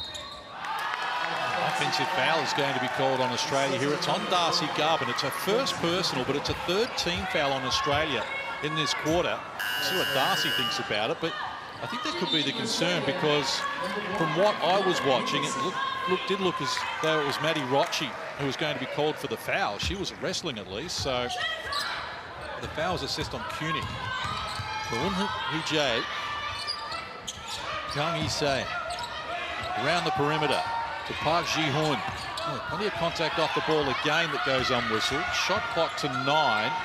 Kang fires and gets it done with a triple, and she's just rubbing the side of the head as well. That was so nice. That was coming off of 2 staggered screens and just had her feet set straight away. Imagine doing the hard work, late whistle. She's drawn a foul right in front of the Korean bench, who are not best pleased by the call. Korea scored the last 7 points here to cut a 21-point lead to 14. But let's look at the foul that was called here. Hand part of the ball. But you know what? She doesn't have a challenge left, because she used that in the first quarter, in the first couple of minutes. Just imagine 3 of 4 from the free throw line coming into this game at the tournament. Averaging 7 points, 4 assists to be top 10 in that category. Just steadying the ship, which invariably she's been able to do here as the captain and the only Olympian on this squad for Australia. Korea has 7 Olympians playing in this game. Australia has 1. So 3.5 minutes played in the 3rd. Kang Hee-sae, lob pass, good recognition. Well done, Tess Madgen. She read the pass, got there quickly, deflected it. Now Nicholson running down low, overcooked it. Garvin, the offensive rebound in traffic, and is shut down, ball knocked down out of court. And Korea want possession. They complain about the call, but the Opals will keep it. You can see Kang Hee-sae there, one of the players, is really gassed at the moment. And yes, they had a day off yesterday, but that game in overtime against China 48 hours ago would have taken a lot out of them. Wonder about their capacity to run with this deep Australian team when depth was never their key at the start for Korea. Imagine getting it done. Chance at a 3-point play. Kang Hee-sae picks up the foul. It's her second. You can just see the look on Madgen's face once she scores it, just the intensity she goes up, and that was a tough basket. Madgen, one of just 3 players who were here 9 months ago at the World Cup, winning a bronze medal for Australia, or rose gold as we prefer to call it here in Australia. With 4 minutes played in the 3rd, Australia by 18. Korea with some work to do. And can't get it done on that occasion from Kang Hee-sae. Shyla Hill will bring the Opals up the floor. Garvin for Nicholson. Plenty of contact off the ball, and there it is in evidence as Scher picks up another offensive foul. It's her third personal. But all this contact is certainly wearing down the smaller Korean team. Sure had to get that foul, happened to get it right in front of the referees. There's nowhere to hide there. Scherf goes to the bench, 14 points, 9 boards for her, 3 assists, but 3 fouls. Still with a quarter and a half to play. Here's Jin-Eun, who's been good. Banks the 2 on this occasion. A little bit of indecision there whether she was going to catch and shoot or drive it in, but a nice finish in the end. Margin at 16. We started this term with Australia on top by 19. They got it out to 21 at one stage. As Nicholson picks up the dribble, uses Froling, who works into the paint, back to a preferred right-hand side, too hard off the glass. Now Maley's called for the offensive foul, as she went for the offensive rebound. Maley picks up the foul.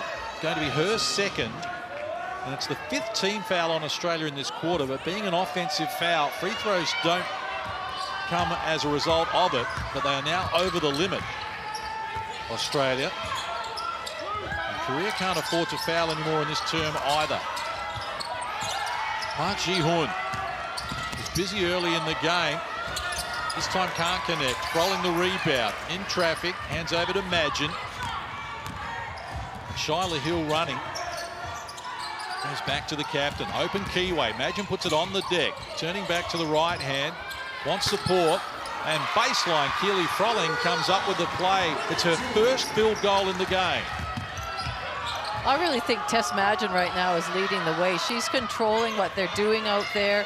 That last drive to the basket was just so poised, and see her teammate Froling when she was stopped. Single digits on the shot clock. Eun Hee-jae spinning, never looked likely. She was harassed by good defense from Shyla Hill, and momentum clearly with the Opals at the moment. A little over 4 minutes out from three-quarter time. Nicholson scurries baseline, wants to go on with it. Tough shot, couldn't get it done. Maley chasing after the loose ball. Well done, Eun Hee-jae, to keep it alive, but it was stolen by Hill, but they couldn't make the 2 out of it. So Eun, bounce pass, finds Yang In-yong, going to work and off glass. She banks another 2. That's a classy shot, a little spin move there at tempo. Yang In-yong looking good. Maley, Shyla Hill. So imagine the only starter on the floor for Australia at the moment. Scherf and Koenig with 3 fouls sit down. Shyla Hill splashes the 3. She's got 5 in the game. I think they just counted that at 2. Her foot was just on the line. Martin at 18. Aggressive work there from Eun, and it's resulting in a Park Ji-Hoon bucket. This is a high-tempo game. There hasn't been many whistles being blown. It's been up and back. Players are moving really well off the ball.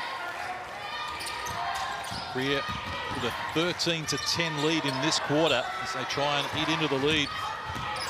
As Magin takes them on and draws a foul. And off to the free throw line once more. Again, because Australia have been shooting the ball so well from the three-point line, if you look in the key, but first of all, let's just have a look at that spin move out there, but it's forcing the Korean players to step out of the keyway slightly, and somebody like Magin just recognizes that there is a wide open gap in the middle and is finding ways and means to get her feet in the paint. Tess Magin led the game in assists in the first 2 games against the Philippines and Chinese Taipei. Added 12 points to the 4 assists in that second game in just 13 minutes. Alice Koenig just cooling her heels with those 3 fouls. That was the 3rd foul in the game on Park Ji-Hoon as well for Korea, that's sending Magin to the free throw line. This time she makes both. She's going to sit down, and Matty Rocci will check back into the game. The margin is 18, 2:45 to play here in the 3rd. A spot in tomorrow's semi-finals up for grabs. Well, Korea have lifted because it was a 19-point deficit at half, so they're actually winning this quarter by 1 point, but you can't afford to just trade baskets. They've got to make a little inroads on this deficit. Can't afford to foul.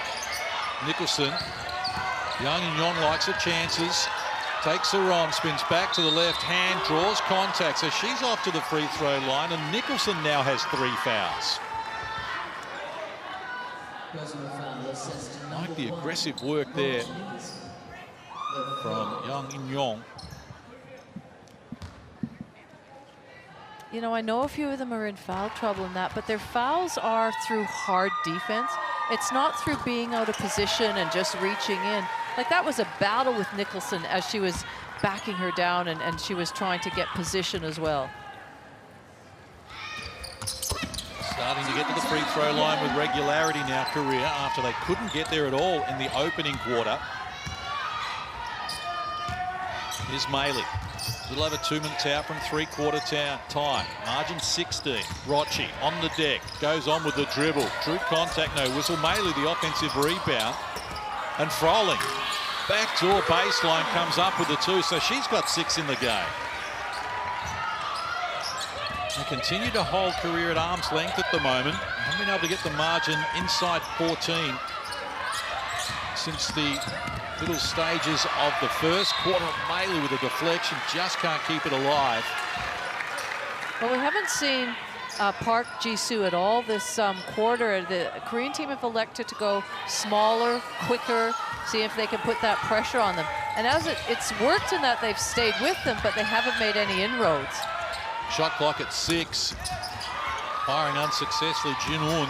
And we spoke pre-game about the erratic nature of the substitutions that sometimes come from the Korean bench. And yes, surprised that Park Ji-soo, and she's sitting on the bench in a tracksuit top as well.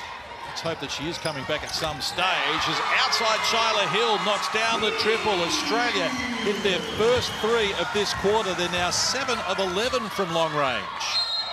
And a whistle off the ball. Foul's going to be called on Australia's Shyla Hill. Free throws to come here. Both teams over the limit. You see Park Ji-soo on your right in the tracksuit top.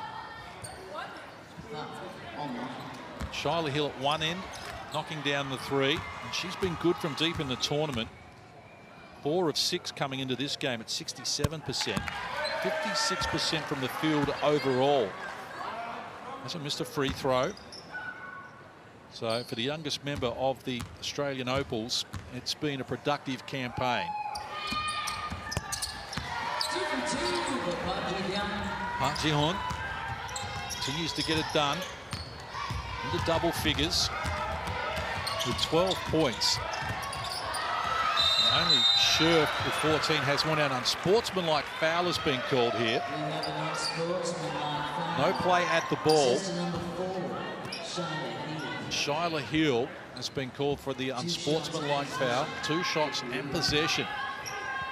Let's get a look at it in replay. As you can see, just pulling the singlet there of Shin Ji-hun.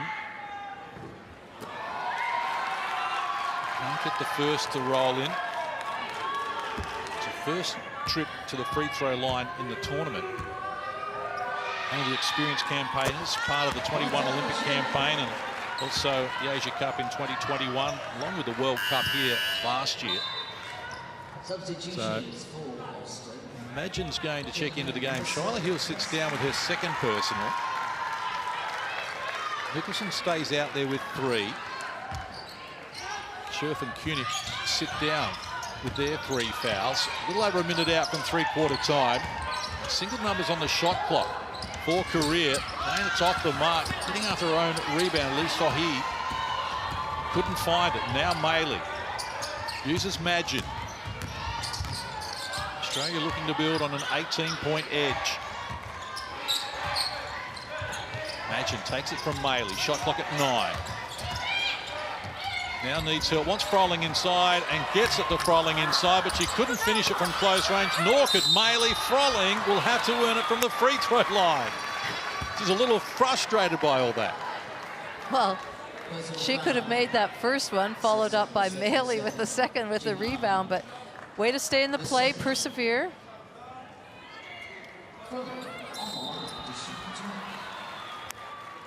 Froling, 2 of 2 in the game. As I mentioned, 16 of 18 coming into this game at the free throw line, more than any other player for Australia. She really has had a good campaign leading this team in scoring. Top 10 in the competition in rebounding and blocks as well. I agree. She's a real punch off the bench, and you know, especially yesterday against Japan when for whatever reason Scherf and Garvin, it just wasn't happening for them. She came in and played a really good role, but what a nice shot we see there from Lee. And they need that, Korea. They need some perimeter shots to drop for them. Hit only 2 of 6 from deep in the first half. They've hit 2 of 4 in this quarter. But Australia with a chance for the last score. An offensive foul on Maddie Rochinger. That's definitely going to be her 3rd personal. Shin Ji-hoon was the victim. And Rochi's 3rd foul. Well, that just adds another wrinkle to this equation. Margin is 17, but Australia now has 4 players on 3 fouls.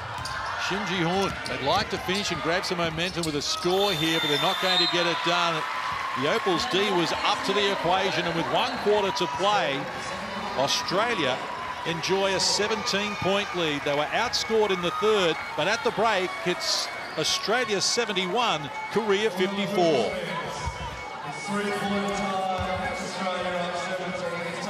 21-19 in that quarter in favour of Korea. And it's a long way back, but they've got something to work with, Laurie Chiswick. Well, they do, but it's, you know, again, they can't just keep trading baskets. They've got to come up with some really good defensive stops. And the way the Australians are playing right now, and the way they're shooting the ball, if you can see, 64%, 50%, 83. That's a tough ask, but they need to find a way to slow down the output of the Australian scoring. And it's difficult because so many of the Australians are scoring. It's not just 1 or 2 people, but I think it's been led by that lady, Tess Madgen, out there. She's playing a real captain's role in dictating the tempo. Just the intensity that she's playing with is really good to see, but some better outside shooting from Korea in that 3rd quarter. You can see there, just coming off a screen, nice and balanced for that shot. Shyla Heel again has had some input coming in off the bench. And I just like the fact that all their bigs are presenting inside, so the defense has to collapse somewhat and pay attention to them, and we're getting them the ball if they're open, but otherwise, as you can see, Shyla just stepping back there for a nice 3-point look. It's been a good display so far from the Australians, but still 1 quarter to play. Shooting the ball at 53% from the field and 7 of 11 from deep, 63%, 10 of 12 from the free throw line. You see the QR code there on your screen. You can scan that and download the Courtside 1891 app from the App Store or Google Play and watch every game live. You can check out the latest news, lots of stats, plenty of activity on there, and you can do that not just for this tournament, but for FIBA tournaments all around the world. I suggest you check it out. As we get underway in the final quarter, Korea with a possession arrow, down 17. A reminder, a spot in the semi-finals tomorrow against China on the line for the losing team. The Olympic dreams of Paris 2024, which are now just under 400 days away. Well, they are over. I'll be really interested to see if Park Ji-soo enters the game. As you said, she's got a tracksuit top on. She's not in foul trouble. Shyla Heel with it. Australians going with just 1 starter here at the beginning of the 4th, and that's Madgen, and Shyla Heel gets it done. She's up to 9 points in the game now. She had 9 against Chinese Taipei and 8 in the game against Japan.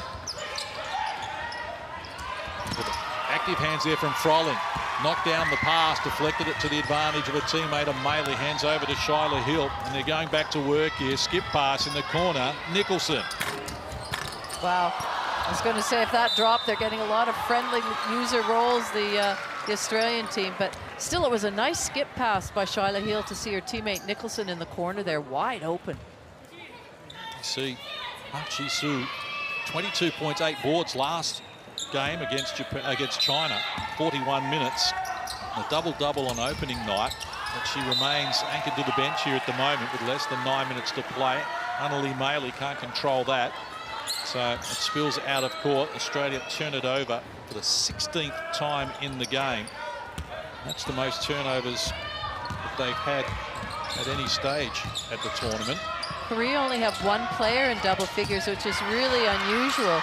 Number 11, Park Ji-ha. Chance for Australia after good defensive pressure from Hill to strip it away from them. Now wants the lob pass for Keely Froling, who takes them on, and she's taken down strongly. So free throws to come again for Keely Froling, who's a perfect 4 of 4 from the stripe in this game.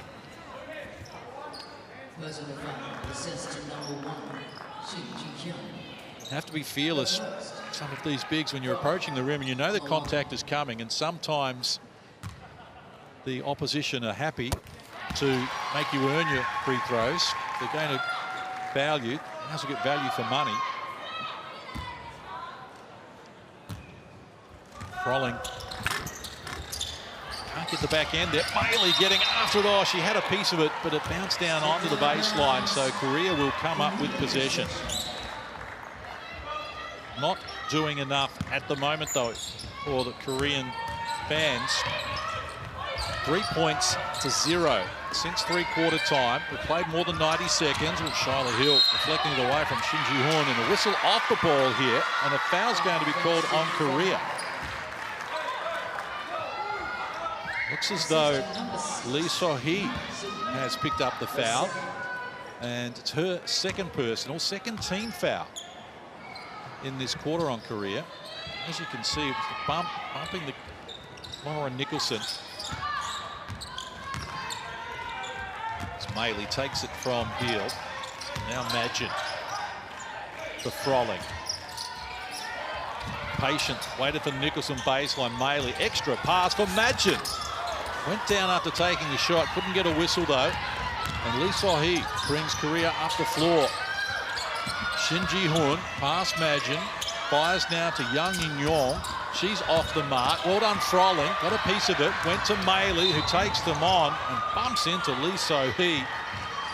And that was bordering on unsportsmanlike as well, as Lee So-hee just took her space away, as you can see. Nicholson checks out of the game, and Alice Kunick comes back, playing those three fouls. Third team foul on Korea here. We played a tick over 2 minutes in this quarter. It's going to be a problem for them. Australia already 11 of 14 from the free throw line. Heel for Madgen. Gain into the paint. Turn around from the captain. Rattles around the rim, wouldn't tumble though. And a chance for Korea.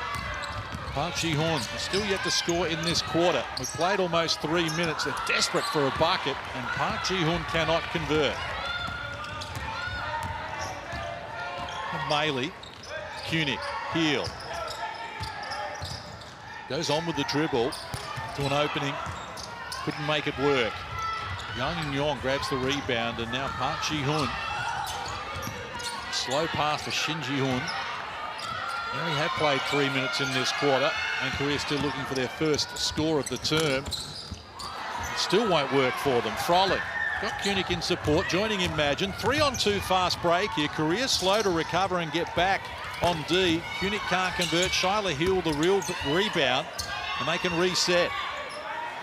I think fatigue is certainly looking a factor now for Korea. Well, there just hasn't been time to take a breath for either team.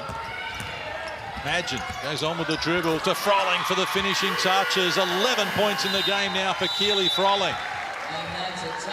Timeout Korea, 6:29 to play. Australia has scored 5 unanswered points since three-quarter time and are doing this impressively.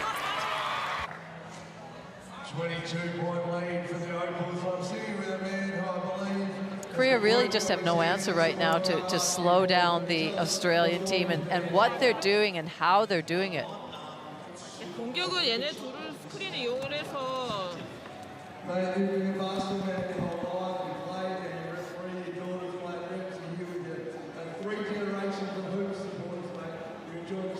하이로 플레이를 하든지 움직이라고 그냥 여기서 서서 잡고 얘만 줬다가 얘 계속 얘 왔다 갔다 여기는 아예 버리고 공격하고 있고 한쪽만 농구하지 말라고 이쪽이 안 됐으면 빨리 이 사람 주고 서 있지 말고 탑에 있는 사람들도 빨리 주고 움직여주고 얘 센터들 스크린을 이용해서 올라오라고 너희들도 걸어주고 얘가 슬라이드로 가면 하이포스 올라와서 받아서 백도어 시키고 다시 이 사람하고 2대2 하고 Korea, none of 4 from the field since three-quarter time. And we have played 3.5 minutes. Chloe Bibby fan in the house, not surprisingly. Excellent in that opening game of the campaign where she had 11 points, 5 rebounds in just 15 minutes of action and scored on her debut with her first touch inside about 5 seconds, Laurie. It's always nice when that happens. So Korea with their hands full here at the moment in more ways than one. Oh, Shin Ji-hoon decided to take them on and Shyla Hill wasn't buying it.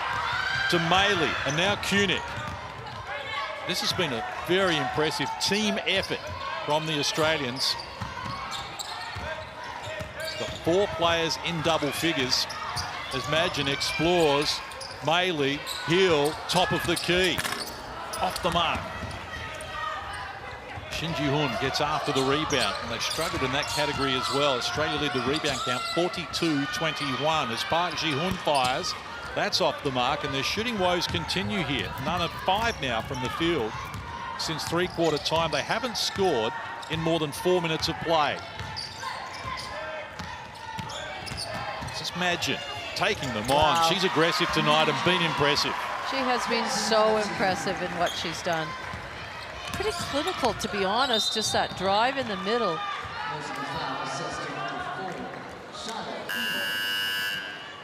So a foul called on Shyla Hill, her 3rd personal. Tess Madgen, she had 8 points in that 3rd quarter. And she continues to go on with the job here as well. And Shyla Hill at both ends of the floor after coming off a great game last night or 2 nights ago against Japan has been good again. She sits now for a well-needed rest because she has been impressive on the defensive end. We know she can score, but to see her play some rock-solid defense like she has been, influential, has been great. Lee So-hee fires. She too cannot buy a bucket. Rolling the rebound. That was contested by 2 opals at the same time. Imagine, played over 30 minutes here. That's the most by an Australian player at the tournament. And they'll need her expertise and experience as the only Olympian on the team in the semi-final and beyond as Meili gets down low and comes up with the goods. Well, I think at some stage, recognizing that they're going to have a tough game against China tomorrow. And an offensive foul is called on Korea. Jin-un, and she was wrestling with Maddie Rochi. So that's her 3rd personal. Let's look at Annalie Meili. Nice finish from her. 4.7 rebounds. Sorry, John. All the Australian drives to the basket have been done with such purpose, assertiveness. There's nothing soft about it. Kunick stripped of it by Kim Jin-yoon. A little over 4 minutes out from full time. Shin Ji-hoon brings Korea up the floor. Nothing on offer initially. Reaching in, Rochi deflected the ball. Now Froling comes up with it and goes to Madgen. They are doing it at both ends of the floor, Australia. And this has been impressive as Froling rolls to the hoop and adds another 2 to her tally, now with 13 points in the game. Good action between Madgen and Froling. You just hear Madgen go, roll, roll, roll. Down low, Kim Jin-yoon takes them on and they break the drought. It's taken more than 6 minutes, but Korea has finally scored in this last quarter. Meili hands over Madgen in a mismatch here with Lee So-hee and wants to take her on. Good pressure and an offensive foul is called on Tess Madgen, her 2nd personal, 2nd team foul on Australia as Garvin and Nicholson prepare to check back in. But Keely Froling has been outstanding tonight.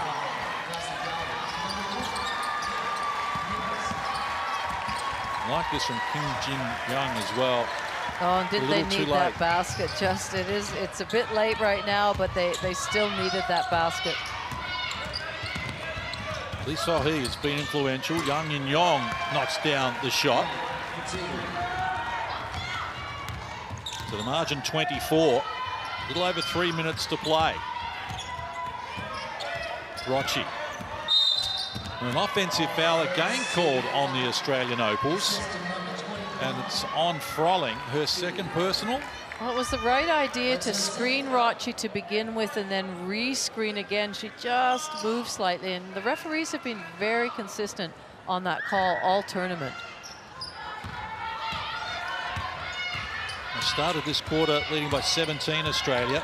It's 24 at the moment as we move inside the last 3 minutes.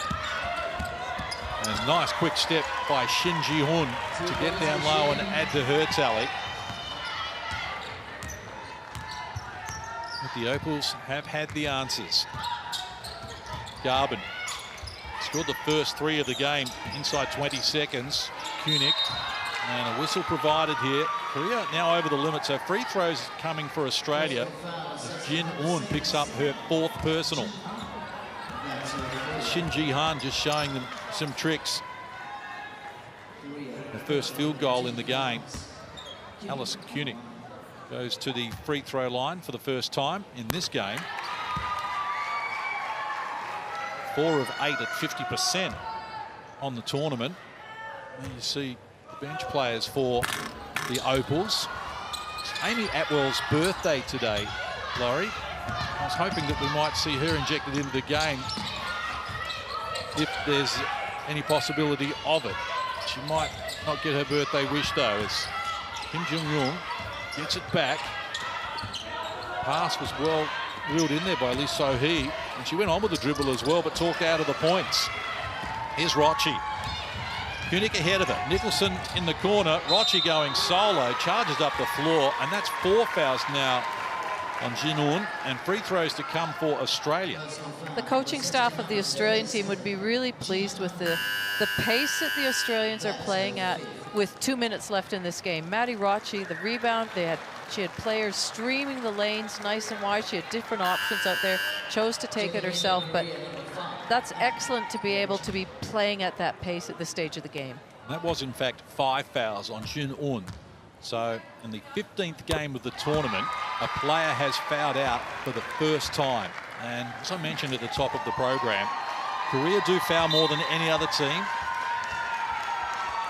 And Australia foul the least. And as you can see, well, I am going to get my wish here, because Amy Atwell on her birthday is checking into the game along with Chloe Bibby and Chantal Horvat as well. And have we been impressed with Horvat, who had 10 points in 10 minutes on 5 of 7 shooting in the opening game, and backed it up with another double-figure haul in the second game.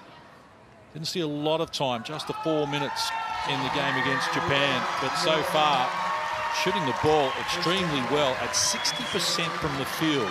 It's been a great debut for her, and as we mentioned, Bibby's been good, particularly in that opening game.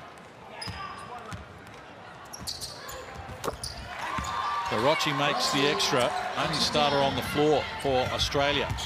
Addie Rochi, having been inserted into the starting 5, and Oren Nicholson going to the bench to start this game, and the only change we've seen in the 5 this campaign for the Opals. Quick release there from Yang In-yong. It's all the bottom of the net. 12 in the game on 5 of 7 shooting for her has been impressive. But the Opals have been superior. Inside 2 minutes remaining. Rochi decides to fire the long 2. There's a whistle on the play as well, and another offensive foul is going to be called on Australia. So Chantal Horvat is called for the foul. I just slip in right now. It's somebody else's birthday today, John. Happy birthday to you from everybody, you and Amy Atwell. Thanks very much, Laurie. Yes. But here's Shin Ji-hoon firing unsuccessfully. Bibby tried to tap that to the advantage of Amy Atwell. They were teammates on the Perth Lynx in our Women's National Basketball League in the last season, but won't be this season. But it was actually deflected out of court off Korea. So Here's Nicholson. Hard down to the baseline, getting to, drawing a foul as well. Nice play from her. She's now got 7 in the game and off to the strike. She made that look really easy, but what she did is on that baseline drive, instead of going away from the defender, you can see that she used her body and actually got into the defender, so she had the control in the finish, and now we see her at the foul line. Makes the extra. Marching out to a game-high 26 points.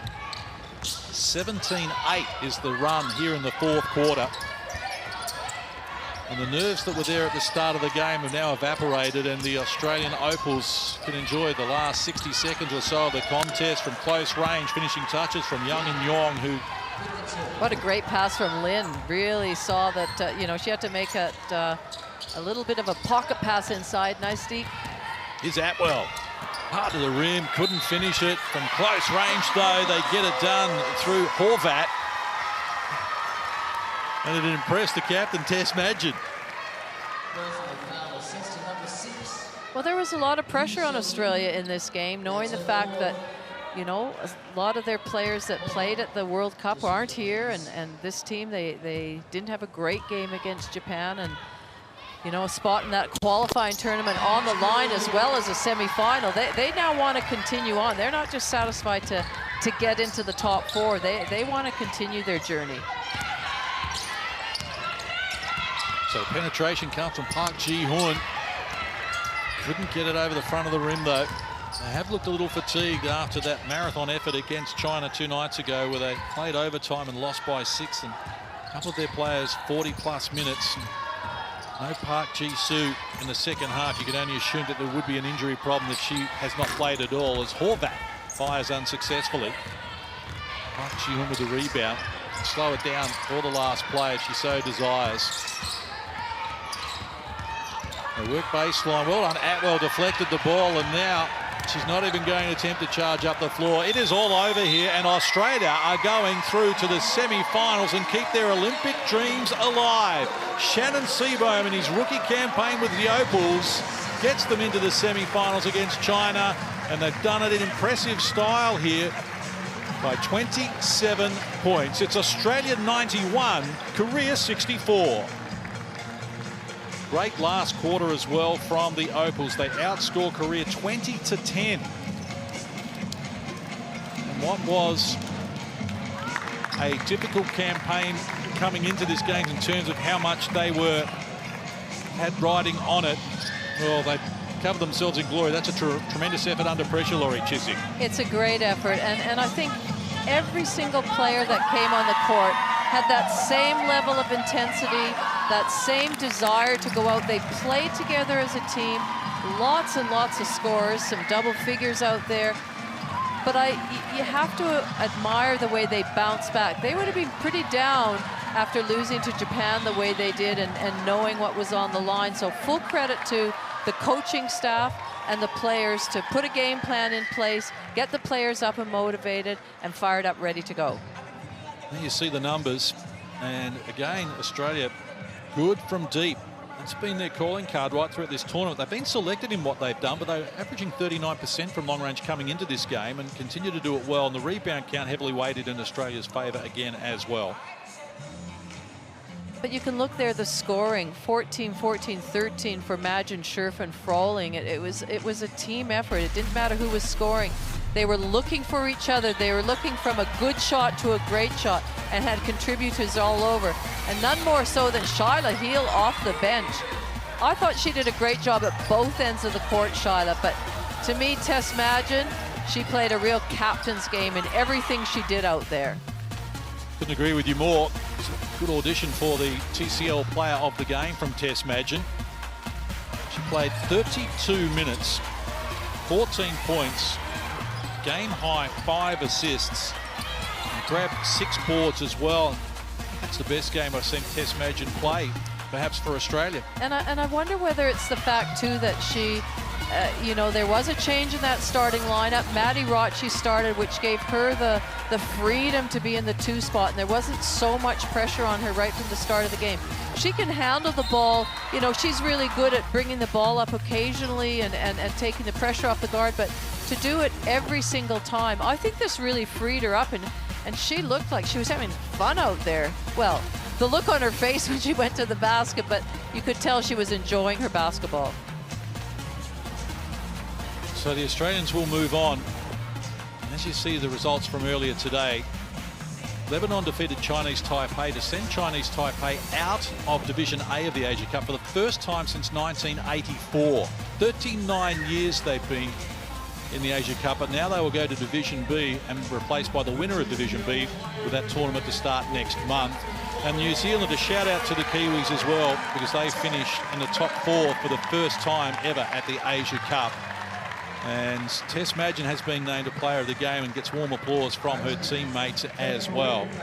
So they bounce back, that's all you can ask. And they did it in style, Laurie, and now they'll prepare for a game against China, and who we watched train here pre-tournament. And right from there to now, I haven't seen them to be at their best, but they are formidable. Well, I don't think you can ever underestimate a team from China. No matter what sort of form they're in, they can turn it on and be really tough to defend. So a big night for the Australians. They've done it here in style, winning by 27 points. Trust you've enjoyed our coverage. On behalf of Laurie Chiswick and our hard-working crew behind the scenes, I'm John Casey. We'll see you tomorrow. The semi-finals of the Asia Cup Women's Tournament coming your way.